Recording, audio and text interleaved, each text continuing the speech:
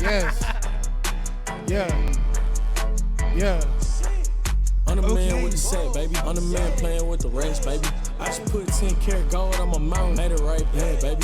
Had to check the bitch like Nike, cause she don't listen to response. Got a low key, 3-tone gold. Give me 30 with the dirty 30. Yes, sir. I was young, hey.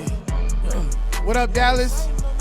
What up, world? Nice nigga. What a little bit of punch call me. One done. All right, Chop. Yeah. Yeah. Yeah. Yeah. Yeah. Yeah. Yeah. Yes, sir. Okay. Yes, sir. Yes, sir. Man, that's a jam right there. That's a jam right there. That song is called Nike Check by your boy, fan favorite. And he is the sponsor of this episode, episode 032, with your boy, you already know, Russ Maurice. And I got my co-host in the building. You already know who it is, Wolf Play 13. You did. Yes, sir. Yes, sir. And you know, man, come on. You know we keep a special guest on deck, man. We got the one and only Gucciman Sam, man. What's up, baby? Yes, sir. It's good to be here. Good to be here. Hey, man, we glad you were able to pull up, bro. So who's the sponsor of the video? You didn't say. Oh, my bad. I didn't know. Shit. Who wrote that song? Because I was jamming. That's a good-ass song. Bro, fan favorite. I thought I said it. My bad. But, yeah, fan favorite, bro. He is the sponsor of this episode. He's an artist out here in Dallas. Shout out to you, bro. Once again, y'all, he is the sponsor of this episode, and that song is called Nike Check. Oh, his name is Fan Favorite. Fan Favorite, Oh, I bro. thought you were saying that he was just like a fan favorite. Oh, No. damn, His that's name funny. Is Fan Favorite. Yeah, Right on. I like so that. no wonder why. Yeah, you had me Yeah. confused. I was like, wait, I didn't say his name. I thought I did, but yeah, nah, we good. Dope. But yeah, shout out to boy Fan Favorite, man. So Gucci, how you feeling, bro? You all right? Feeling good. It's great to be here. Thank you for having me. Of course, Thank bro. you for showing up. Absolutely. Yes, sir. Gotta thank the people for showing up, Most man. definitely. Hell yeah. Some people, they don't do that. I don't know, but it's all good though. It's all good. It's all love, man. Like I told you earlier, I've been looking forward to this episode. I know me and you've been going back back and forth on the FaceTimes, and like I said, been looking forward to this shit. So I finally got to meet you Right. after so long. He's been talking about you for a while. Yeah. He's saying everybody got on FaceTime and everything together, but I'm glad you're here. For sure. I hope he's been translating all the ideas for the podcast to you, because we've been talking game. We've been getting into it. Oh, hell yeah, that's what's up. for sure. We sure, always yeah. talking. He liked to call me at like 1 o'clock in the morning, but hey, I got an idea for the podcast. All right, bro, what's up? What are we gonna do? For real though. Talking and shit. For real though, man. I ain't even put you on the Patreon stuff yet, but yeah, man, that's a different story for a different day, bro. So, Gucci, where you from, bro? Originally, I'm from Milwaukee, Wisconsin. Oh, that's what's up, man. Northerner at heart. That's what's up. I lived in Dallas for about 6 years, and I consider obviously this place my second home. Right. That's what's up. Dallas has Right. been real good to me. That's what's up. Yeah. Where'd you get the name Gucciman Sam from? Gucciman Sam, man, it comes from multiple stories. The first one is obviously like the first rapper that I really ever got into was Gucciman. He was like the first rapper that like set me on the path to like listening to trap and like listening to like that genre of music. But also, I'm just a Gucci man. That's just who I am. Yeah, that's what's up. Been. Since the second grade, Yeah. like my second grade Halloween costume was a pimp. So. Oh, wow. It's just who Second I've been. grade? Second grade. That's what's yeah. up. Oh, damn, man. It goes Man. way back. It's in the DNA. Yo, what your moms think about that? Well, Hey, I wanted his to be like a gangster for Halloween. Okay. I was always against for Halloween. Yeah, and when I went to like Party City or whatever the fuck the store was, like, Yeah. Obviously it's not gonna say pimp on the costume. It's Yeah. gonna say like gangster costume Right. or some shit. So I just bought it because I thought it was a gangster costume, and here we are. Whatever. How many years later? Still yeah. a pimp at heart. Yeah, I like it. I like it, man. I like it. And then y'all just brought a ring home too, the Bucks. We did. Yeah, Yes, sir. man. Finally. Man. Congrats to y'all on that. That's what's up, bro. Like I like Giannis, bro. Yeah. He lit. It couldn't have happened when I was living there, just horrible season. I know, after yeah, horrible yeah. season, but I'm glad it finally came around. Hey, man. Like I said, shout out to y'all, man. And that's what's up. So like, what's been like your favorite part of Dallas? I know you said you've been loving it out here, and Opportunity. You know, there's so much opportunity in Dallas that is like incredibly underrated. You know, like I got into the music scene in Dallas. I wasn't doing anything like business related before I got to Dallas, and I've really like, you know, been able to network and learn everything that I know about marketing, advertising, you know, and everything that I'm doing, you know, on the entrepreneurial side of things, all through just networking, because Dallas is such a big city full of so much opportunity. And so, you know, that's been my favorite part. Not saying that, like, you know, Milwaukee has no opportunity, but Dallas has really opened the door for a lot of things for me. That's what's up. Yeah. That's what's up, man. Yeah, I would agree with you too, bro. As somebody from New Jersey that's been out here 10 years now, you know, spent my last 2 years of high school out here and graduated and stayed here in Texas. I agree with you, bro. It's been just a lot of, especially as I come out to Dallas and like really start meeting people and networking and stuff like that. Like, yeah, bro, it's brought a whole lot of opportunity that I never thought being in Jersey. I'm like, bro, if I, you know what I'm saying? Like, I'd much rather be in the New York market. Right. So what am I going to do in Texas? And then boom, 10 years down the road, I got all these different things going. GIMME30, all these. So yeah, I fuck with Dallas the long way because of that too. It's an incredibly underrated city for sure. What's for the sure. most craziest experience that you've had In Dallas? Yeah. Shit. Craziest experience? Craziest experience has been probably just the amount of fuck shit that goes on in the music industry. It still blows We my were mind just to this about day. to get into that too, you know, but go that's ahead. probably the craziest experience is like, you know, there's so much opportunity and there's so much good in this city, but you know, with all the good comes the bad and the ugly side of it. And Dallas has so much talent in terms of, you know, artistry and creatives. You know, this podcast, for example, like everything. Appreciate has so you. much talent, but it also has an incredible sense of competition for no reason. And it creates a really toxic, you know, industry at the Dallas level because everyone is trying to compete with each other, like low key, whether it's extremely low key or whether it's out, you know, in the open, Right. like, just straight up admitting that they're competing with each other, and Right. who's the best manager and who's, you know, all this stuff. And it's created a really toxic music scene where, you know, people don't like to see other people win and people don't like to see other people have a lot of success. And, you know, in terms of networking, it's great, but it's, you know, who you can really network with and who's going to, you know, present opportunity and who's going to try to screw you over in the end. And it's really been like, that's been really like the craziest part for me is like being exposed to, you know, the good, the bad, and, you know, whatever.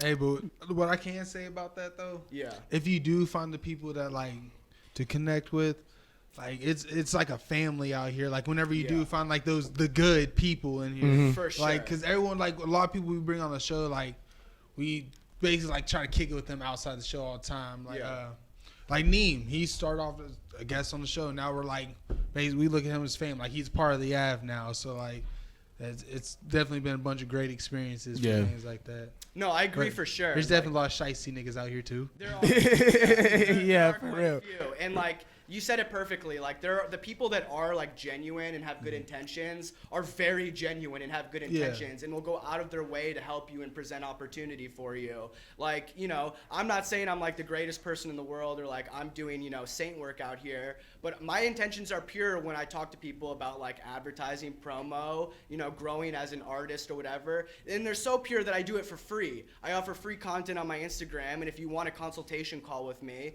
you know, most of the time I do it for free. And I do charge, you know, $10, $15 here and there, but those are to people, you know, that I think need that push. People that need that push to understand that you need to be investing in yourself, that you need to be investing in your career, and that not everything is going to come for free, and that, you know, when you put $10 into a consultation call with me, you're going to see results. Just like when you put $10 into a certain form of advertising, you're going to see results. And a lot of people don't have that like mindset and mentality that they need to be investing in themselves and that not everything is going to be handed to them. Right. And so, you know, I think there are a lot of people, to kind of tie it back to what you said, there's a ton of people with a lot of really good pure intentions that will go out of their way to help you, but in order to really like progress through the ranks that you need to as a creator, as an artist, you're gonna have to deal with a lot of fuckery and a lot of fuck shit. Yeah. And a lot of people who don't want to see you win, who just want money out of you. Yeah. Don't care about the results that you get.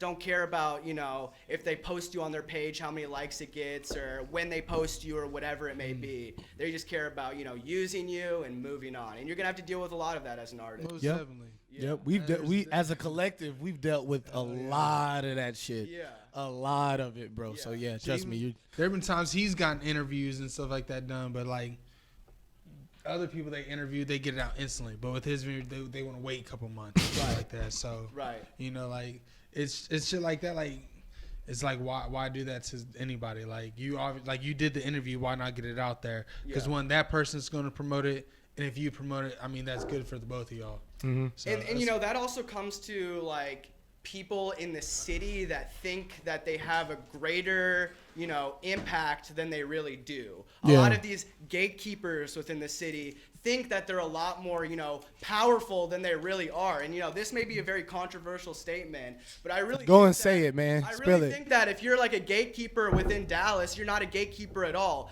Anyone that's a gatekeeper gets the fuck out of Dallas and goes to LA or goes to Atlanta and does big things. Yeah. They move on and they progress through the ranks themselves. They don't stay in Dallas and, you know, like do the small Dallas shit. Yeah. You know, they'll look out for Dallas. Mm-hmm. They'll look out for Dallas artists. They'll A&R them. They'll scout them, whatever. They may manage some Dallas artists because that's where they're from. But these people that, you know, are the Dallas gatekeepers, they're not on like you think they are because they haven't gotten out of Dallas. You look at Sean Cotton, who's like a real like gatekeeper, someone who can really put someone on. Straight up. And someone who has a lot of say. You know, if he says an artist is talented and an artist is good, that's going to get a lot of publicity. That's going to get a lot of traction. It does. You watch that on Sean social media Cotton, all the time. the last time I heard about him was he got the fuck out of Dallas and He he did. found somewhere else to go, and he's like making moves elsewhere. Yeah, he got that spot in Florida, didn't he? That's where Say Cheese headquarters is. Yeah. Say Cheese In headquarters. Florida, yeah. And so you gotta like, you know, not just as an artist, but like these guys, these music business people as well, like they call themselves gatekeepers and they, you know, screw artists over and don't release, you know, their posts when they're supposed to or don't do what they say they're supposed to do. Yeah. But those guys aren't on themselves like they say they are or like they think they are. Yeah. Which also, you know, leads to a toxic music scene because these people like have these god complexes and think that, you know, they run Dallas. Right. I feel you. I feel Cool. you, bro. Let them run Dallas, right? Yeah. Like you can be known out here, but that doesn't mean shit, really. Like Yeah. you known in Dallas, like Yeah. what are you gonna do in LA or New York, or like the main music industries at? Like them niggas don't give a fuck about you just because you big in Dallas. Exactly. And you know, I like feel you. most of these guys that like are big in Dallas, they go to Atlanta, they go to Chicago, they go to New York, bro. They're not even gonna get in a club for free. They're not gonna get in anything. Like They paying for all they're that. paying for all of that, and like, you know, it just, I'm not like specifically shitting on the Dallas scene because it Yeah, 'cause this happens all everywhere. over. Yeah, But oh, in I'm the sure. Dallas scene, it's I very hear about it, too. prevalent. It's Yeah. very prevalent for people to think that they're bigger than they really are, and to not offer a helping hand, or to not take people that are at a, you know, smaller level serious because of their complex, because of how big they think that they really are. But in reality, you know, in the broad scheme of things, in the entire music scene, they're nothing. Ain't shit. Yeah. No, I nothing. feel that. Yeah. I feel that. So that leads me to my question, bro. In your opinion, what managers out here in the Dallas area and artists you think are, you know, really doing their thing? Really doing their thing? Yeah. For sure. It's the people that stay out of the competition. The people that are not always trying to compare themselves to other managers and not always trying to talk down on other managers. Two people who I can think of specifically off the top of my head, Sperry Springer has the hardest roster out right now. I don't know any other manager that's got as many artists under his belt and is doing as much as he's doing for those artists. He's getting them booked for shows. He's getting them, you know, tons of promo. He's helping them build their brand. He's doing a lot for these artists, and he's going out of his way. And he's staying out of all the fuck shit. He's staying away from all the competition. He's not comparing himself to me. He's not comparing himself to any other, like, manager. He's focusing on what matters the most, which is, you know, growing your artists, catering to what they like need and have going on, and he's staying away from the fuck shit. Another person is Dallas, Texas Nova, DTX Nova. Yeah. we Shout out. fucks with Yeah. her. Shout out Nova. Yeah. Shout out Nova. Badass. She's another person that's about her fucking business. Like, Definitely. Nova's always shown me love, and like I appreciate that because I reached out to Nova when I first started getting started out here, and I was like, Nova, like I need opportunity. I know I got to work my way up in the ranks. Like, what do you got for me? Like, what can I do? And so she had me doing some work for her off the jump, and I've always appreciated that. 'Cause, like, she kept it real with me, gave me, you know, a piece of work to do. I did it for her, and we've been cool ever since. And I know her and J100 like locked in, and J100 is one of the hardest artists out here, so she's obviously doing something right. Right. Yeah. Nah. She. We had her on the show, bro. She was solid. Yeah, she's cool as hell. We had her. solid We had her back in February Yeah. on GIMME30. Yeah. So shout out Nova once again. And you know, it's not that I'm saying the managers that stay constantly beefing with each other and stay competitive and stay always comparing like, oh, I'm the best manager in DFW or I'm the best manager, you know. I'm not saying that they can't perform what they're supposed to do. They can't, they can't go out and do PR for this artist, so they can't do that. But they're not focused on what they're supposed to be focused on as a manager, which is going to prevent them from ever really reaching their maximum potential. They're focused on competing at a local level with other managers instead of working collectively, gaining knowledge here, gaining knowledge there from networking and, talking game, talking business with other managers. They're focused on, oh, I'm the best. I got nothing left to learn. This dude knows nothing. He's a piece of shit. Like, he's not anywhere near as good of a manager as I am. And so that mentality and that mindset is, inherently just going to prevent them from ever reaching the whole Atlanta, New York, LA scene where they can walk into a club and be known as a manager. you know? It's going to always keep them at a local level. Yeah, no, I agree with you, bro. You But spot Spirit on with Springer that and shit. Nova, they're with the shits. They know what they're doing. For sure. That's what's up, man. Shout out y'all, man. If y'all watch this, shout out y'all. For sure. So, bro, what got you into your career, and if you could explain to the people, man, what it is you do? So I've got a pretty interesting story on like what really got me started. Okay. So about 4 years ago now, like I said at the beginning of the podcast, I've always been a fan of hip hop since second grade. I was listening to Gucciman in fucking second grade. Yeah, so that's I've dope. always been a fan of hip hop. I've always been a fan of trap. I've known that this is what I love and this is what I really like to do is listen to this music, go to concerts, just be a part of the scene. And so it wasn't until about 4 years ago where I went to a music festival hosted by Cody Ko, who is a YouTuber, called Unruly Citizens, and it was in Dallas. Yeah, I was about to say that sounds familiar. For what year was that? Oh man, it had to be about 4 years ago. Okay, bet. That sounds so fucking familiar. And so bro. I went to Unruly Citizens, and Future was headlining, Juice WRLD was headlining, rest in peace Juice. He was headlining, and they had a bunch of other really good artists. And I had seats. I think this was at the Toyota Music Factory. I'm not entirely sure. Okay. But I had seats. I bought tickets for seats, and there was also floor seats where you could be right next to the stage. Right. Yeah, that's dope. And so when I got to the venue, and I saw Splurge perform. Oh yeah. And I was like, once I saw Splurge perform, because I had been a fan of his, I said, I need to get down on the floor. I cannot be in these fucking seats. Like, I need to be on the floor with, the rappers, with, all the people who are hardcore fans. That's where I need to be. Yeah. Right. Not only was there, like, a lot of fans on the floor, but all of the rappers' cliques were not backstage. They were on the floor. Yeah. So I saw hella people walking around with like free band gang chains, hella people walking around, just like fully iced out with some bad bitches, like all types of shit. I was like, that's where I need to be. Yeah. I was like, well, floor seats, like I'm not going to buy another ticket. It's way too expensive. Like it was like $70 plus at the time. And that was way too much money for me. And so I was like, I need to figure out a way to get down there. So, I go to a security guard, try like, sweet talking them. Yeah. Like trying to I'm a photographer, man. Right. Yeah. Some shit exactly like that. And nothing worked. And so I eventually stopped a girl who was going down into the floor seats. And I said, yo, look. Let me get a screenshot of your ticket, send it to me. Yeah. I'll let you go in first so you can use your ticket, and I'll go in after you. Because anyone leaving the floor and going into the floor had to sign in and sign out with their ticket. Yeah. So she says, after a little bit of convincing, she says, cool. So she sends me the ticket, right? I let her go in, And then I go in, and the security guard's like, oh, no, you can't go in. It says, you're already in there.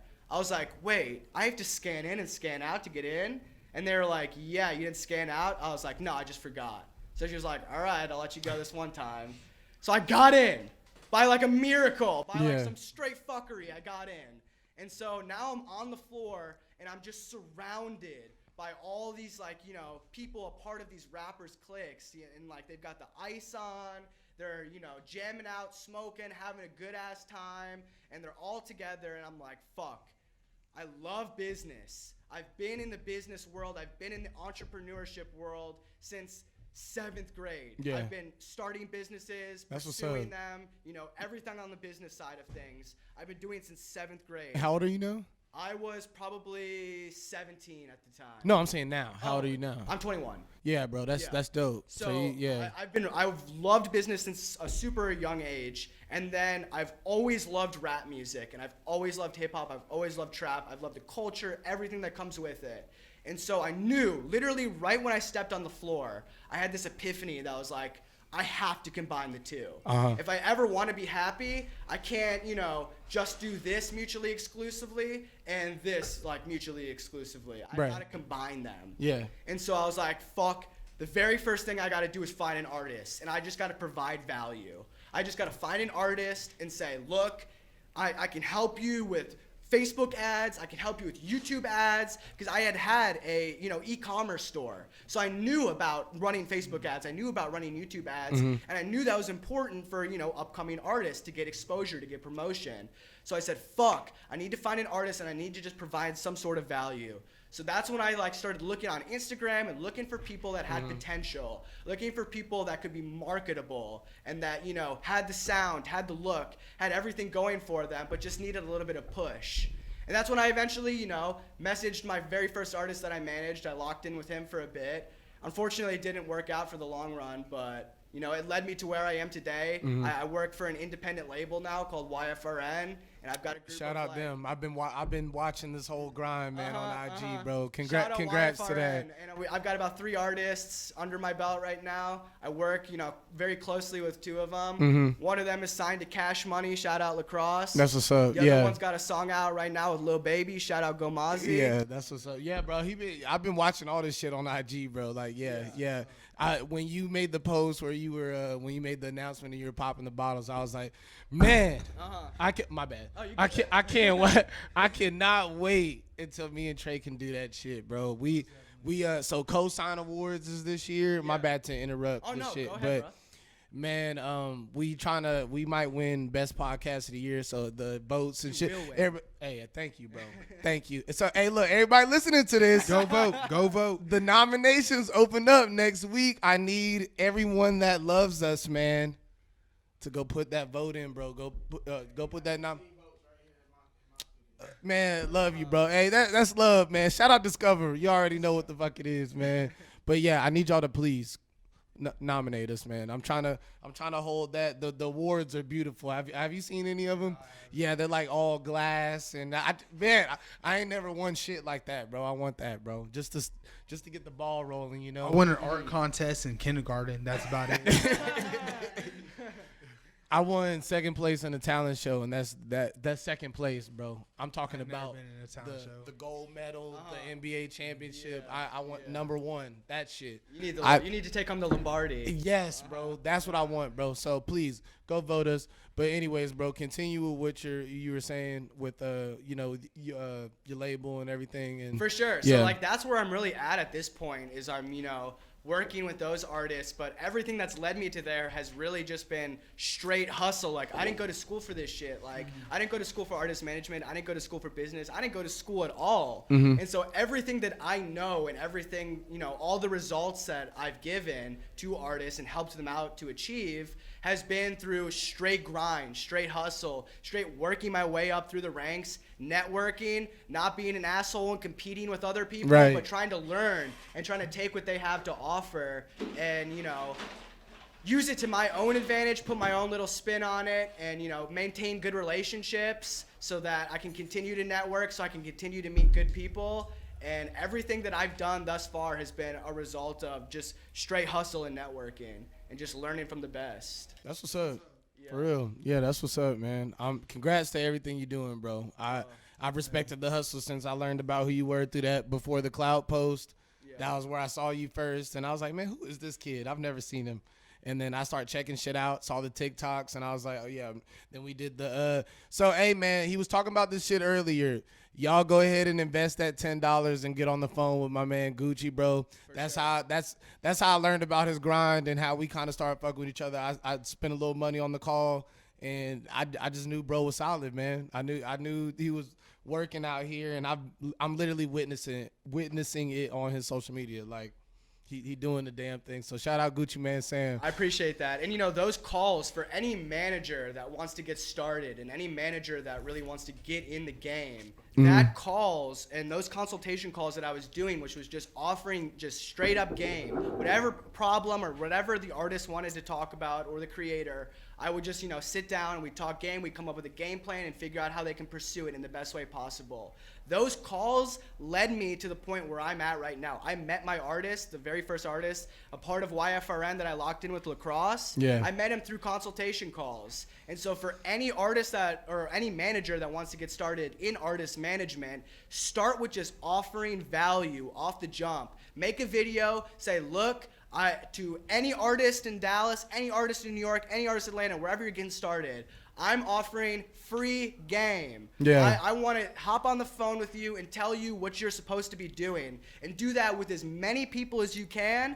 and you'll be extremely surprised what that brings you and the networking opportunities it presents, the doors it opens for you, and the people that it leads you to meet. Yeah, I like that, man. I like that, bro. So we're going to slip into a little weird topic, bro, but I want to bring it up because it's the talk right now. Yeah.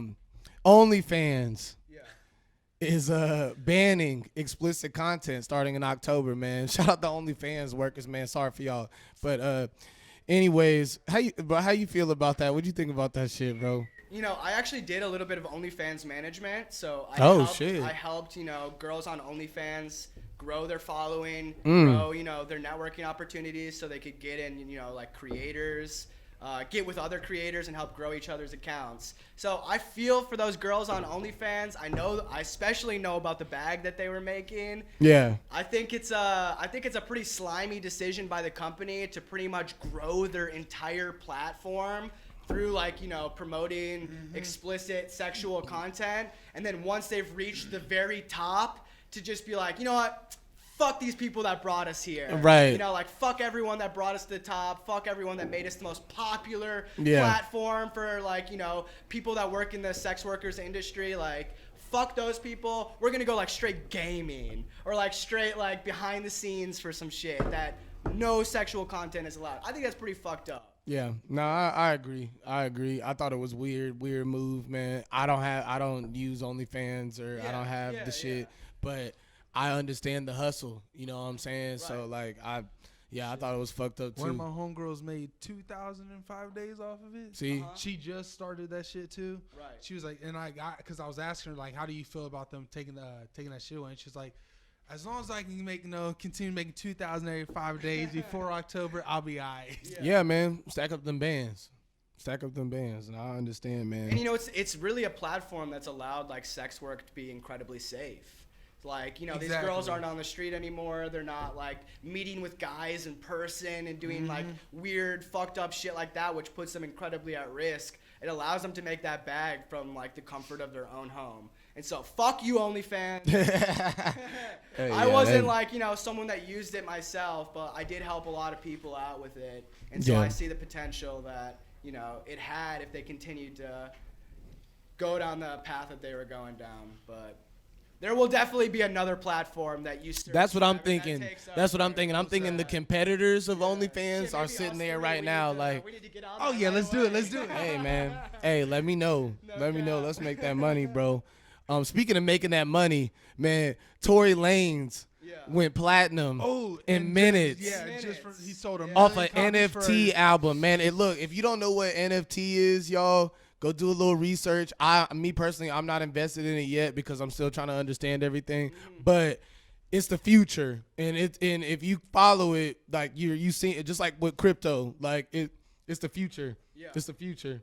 I'm with you on that as well. I don't know like so much about it to the point where I want to be putting like thousands of dollars or hundreds of dollars into it, but I do know it's the future. I mean, the way that like artists are being able to, go platinum in literally seconds, and then people are able to take the reason that they went platinum and make even more money off of it is pretty incredible. It really says a lot.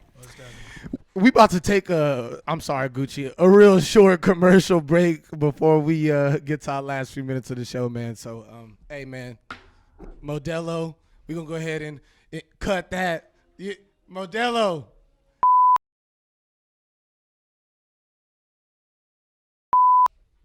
Welcome back, ladies and gentlemen. I'm sorry about that, but y'all already know what happened there. So anyways, man, we were talking about the Tory Lanez NFT album. Just to kind of wrap that up, like I said, y'all, go do your research if you don't know what NFTs are, man. That shit is the future. Just like crypto. If you don't know crypto, you crazy. That shit is the future. I know it's not regulated yet, but, man, you gonna fuck your money off anyway doing something else, buying some shit you don't need anyway. So, man, invest in your future like the Everest commercial. You're sitting on the couch. Anyways, man. So, next thing I want to talk about, bro, is are you a Kanye West fan, Drake fan? I'm a big Drake fan. Okay, bet. So you got. I like Kanye quite a bit, but like Drake is the one who speaks to me the most. You think he's waiting on Kanye to drop? I think there's definitely some fuck shit going on. I do too. Did you see like the Kanye added Drake to like a group chat today and said something? Oh shit! No, I didn't know that was the. No, I did. I saw it on IG. I didn't know what the fuck it was, bro. I was, I'm like, it's yay. Like, yeah, he sent like a picture of like the fucking Joker and was like, never mess with me. This is gonna be like your worst mistake. And like added Pusha T to the group chat. Oh Drake, shit! Which is like, oh shit! I love it. It's getting heated. I like it. Yeah, I like it. I fuck with Drake heavy too, bro. But I've been fucking with Kanye West a lot longer, for sure. bro. I mean, like Kanye is like undoubtedly a GOAT, and so is Most Drake, definitely. and so like you can't really like. It's apples to oranges to me, and like they make different types of music and different types of production, and they've got totally different styles, but it's one's sad. a sound biter and the other one's not. Right.